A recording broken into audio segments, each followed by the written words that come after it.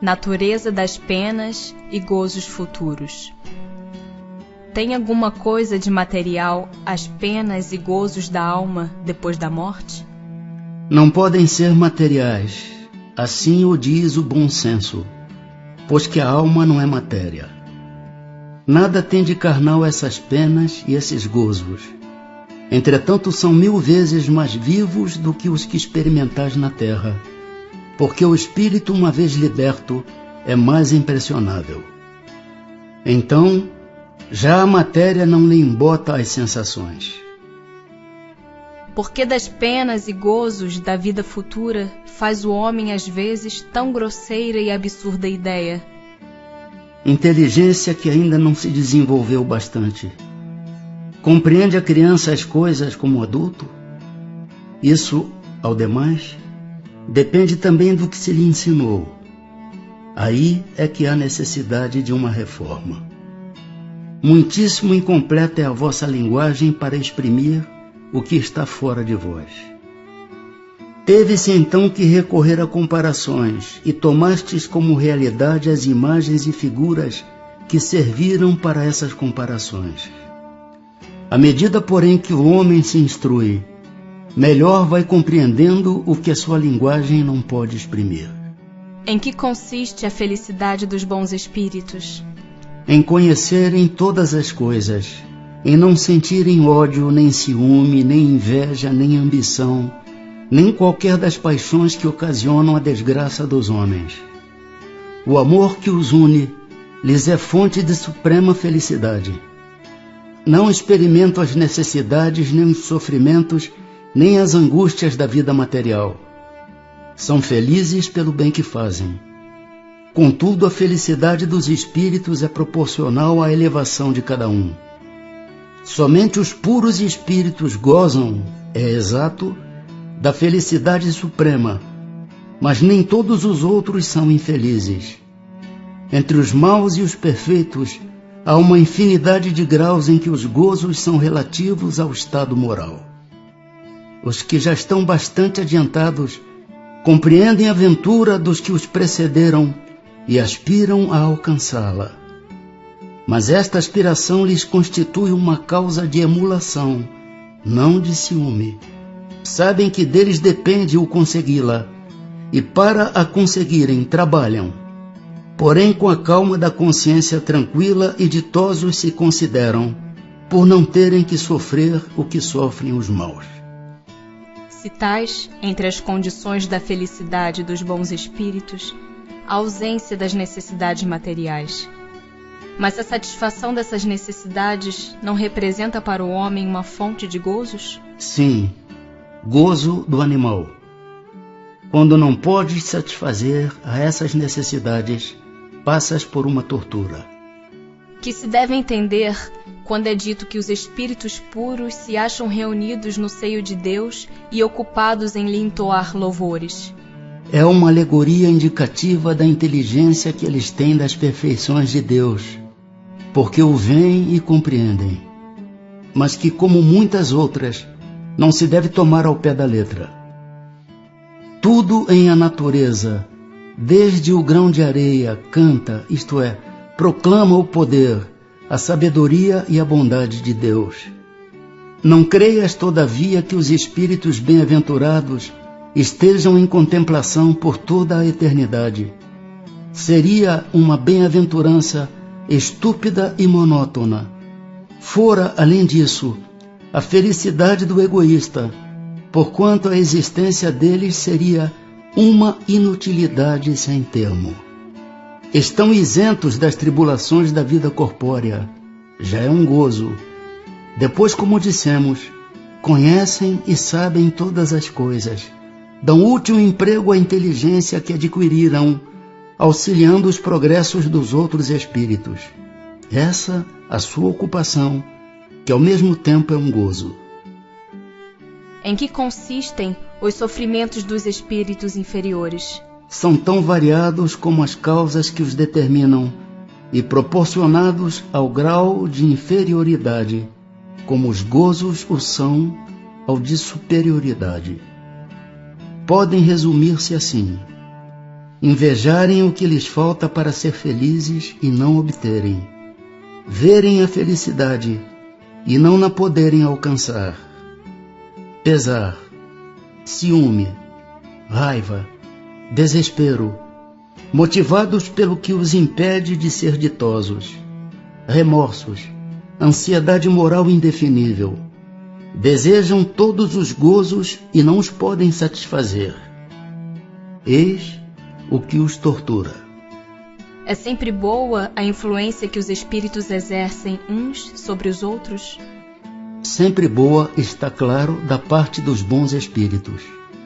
Os espíritos perversos, esses procuram desviar da senda do bem e do arrependimento os que lhes parecem susceptíveis de se deixarem levar e que são, muitas vezes, os que eles mesmos arrastaram ao mal durante a vida terrena. Assim, a morte não nos livra da tentação? Não, mas a ação dos maus espíritos é sempre menor sobre os outros espíritos do que sobre os homens, porque lhes falta o auxílio das paixões materiais. Como procedem os maus espíritos para tentar os outros espíritos, não podendo jogar com as paixões? As paixões não existem materialmente, mas existem no pensamento dos espíritos atrasados. Os maus dão pasto a esses pensamentos, conduzindo suas vítimas aos lugares onde possa lhes oferecer o espetáculo daquelas paixões e de tudo o que as possa excitar. Mas de que servem essas paixões se já não têm objeto real? Nisso precisamente é que lhes está o suplício. O avarento vê ouro que não lhe é dado possuir. O devasso, orgias em que não pode tomar parte. O orgulhoso, honras que lhe causam inveja e de que não pode gozar. Quais os sofrimentos maiores a que os espíritos maus se veem sujeitos? Não há descrição possível das torturas morais que constituem a punição de certos crimes. Mesmo o que as sofre teria dificuldade em vos dar delas uma ideia. Indubitavelmente, porém, a mais horrível consiste em pensarem que estão condenados sem remissão. Donde procede a doutrina do fogo eterno? Imagem, semelhante a tantas outras tomada como realidade. Mas o temor desse fogo não produzirá bom resultado? Vede se serve de freio, mesmo entre os que o ensinam. Se ensinardes coisas que mais tarde a razão vem a repelir, causareis uma impressão que não será duradoura nem salutar. Os espíritos inferiores compreendem a felicidade do justo? Sim, e isso lhes é um suplício, porque compreendem que estão dela privados por sua culpa. Daí resulta que o espírito liberto da matéria aspira à nova vida corporal, pois que cada existência, se for bem empregada, abrevia um tanto a duração desse suplício. É então que procede a escolha das provas por meio das quais possa expiar suas faltas. Porque ficais sabendo, o espírito sofre por todo o mal que praticou ou de que foi causa voluntária, por todo o bem que houvera podido fazer e não fez, e por todo o mal que decorra de não haver feito o bem. Para o espírito errante já não há véus. Ele se acha como tendo saído de um nevoeiro e vê o que o distancia da felicidade. Mas sofre então, porque compreende quanto foi culpado. Não tem mais ilusões. Vê as coisas na sua realidade. O espetáculo dos sofrimentos dos espíritos inferiores não constitui para os bons uma causa de aflição?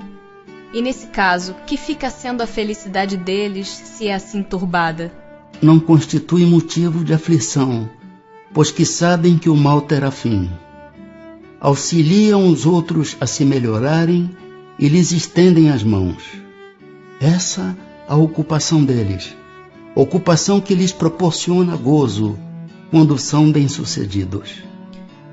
Isto se concebe da parte de espíritos estranhos ou indiferentes. Mas o espetáculo das tristezas e dos sofrimentos daqueles a quem amaram na terra não lhes perturba a felicidade? Se não vissem esses sofrimentos, é que eles vos seriam estranhos depois da morte.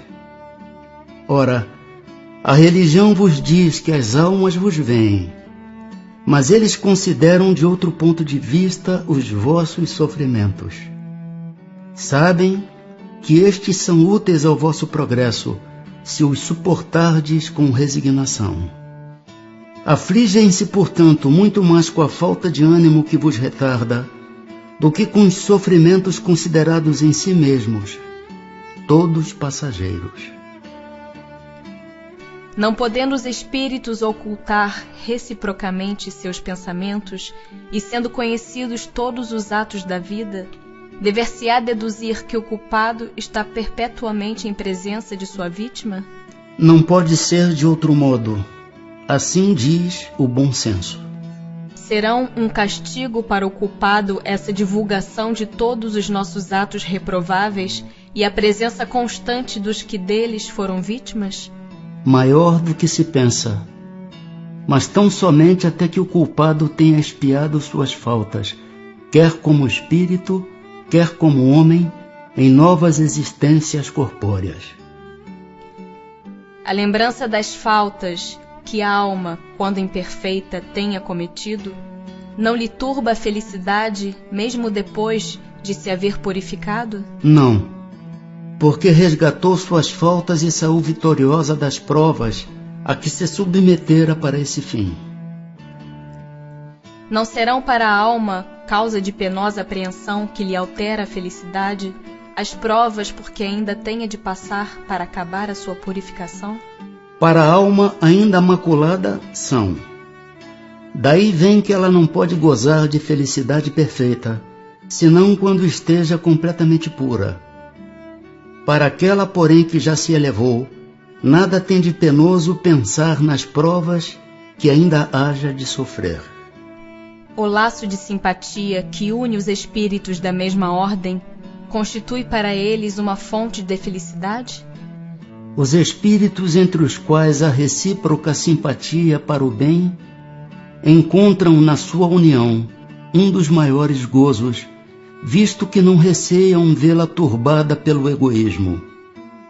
Formam no mundo inteiramente espiritual famílias pela identidade de sentimentos, consistindo nisto a felicidade espiritual, do mesmo modo que no vosso mundo vos grupais em categorias e experimentais certo prazer quando vos achais reunidos. Na afeição pura e sincera que cada um vota aos outros, e de que é por sua vez objeto, tem eles um manancial de felicidade, porquanto lá não há falsos amigos, nem hipócritas. Com relação ao estado futuro do espírito, haverá diferença entre um que em vida teme a morte e outro que a encara com indiferença e mesmo com alegria?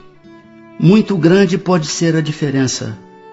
Entretanto, apaga-se com frequência em face das causas determinantes desse temor ou desse desejo. Quer a tema, quer a deseje, pode o homem ser propelido por sentimentos muito diversos, e são estes sentimentos que influem no estado do espírito. É evidente, por exemplo, que naquele que deseja a morte, unicamente porque vê na morte o termo de suas tribulações, há uma espécie de queixa contra a providência e contra as provas que lhe cumpre suportar. Será necessário que professemos o espiritismo e creiamos nas manifestações espíritas para termos assegurado a nossa sorte na vida futura?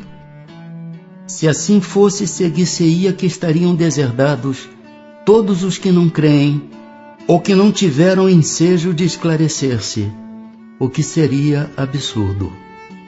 Só o bem assegura a sorte futura. Ora, o bem é sempre o bem, qualquer que seja o caminho que a ele conduza.